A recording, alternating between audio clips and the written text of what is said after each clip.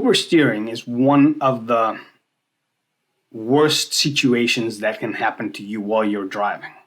And when we talk about security driving, I mean, you've been taught to keep control of the vehicle, always keep control of the vehicle, go as fast or as slow as possible so that you don't lose control of the vehicle. But if you have never lost control of a vehicle, the moment you do, everything's going to be a surprise. Everything is going to start happening so fast. Your system one is going to try to react to something that's never seen or known in its life. And if you talk to Tony Blauer, and we analyzed this the other day, very interesting, and we're going to come up with some material for it, is your fear flinch. That first reaction that you get after so many years of driving is hit the brakes.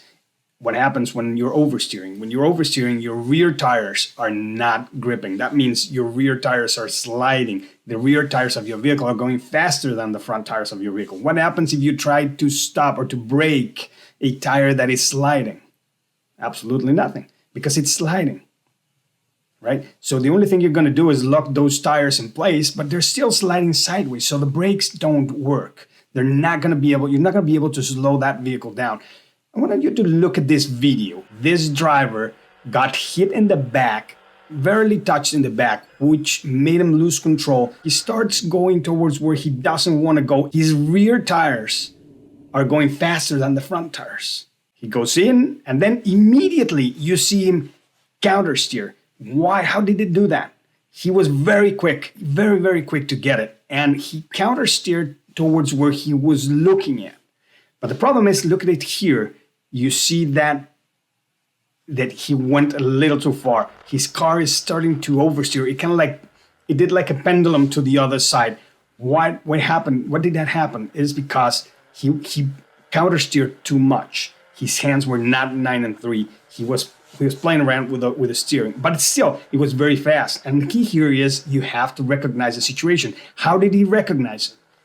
He felt it before. That is not his first time oversteering. That is not his first time losing control. So he was able to countersteer to get that vehicle into where he wanted to go. How did he do that? He looked at the exit. His view, his eyes were always looking at where he wanted to go. He was quick to react to all the cars crashing in front of him. That is why you train, and that is why you want to feel what it feels like to be out of control. You can't train, and this is very important, you can't train to be always in control, because then when this happens, you're not going to be able to do what this guy did. Those reactions can only be programmed by doing that same thing, by being out of control, feeling what out of control feels like, and getting back into control by practicing that same situation. We'd love to hear your opinion. Leave us a comment. If not, we'll see you next time.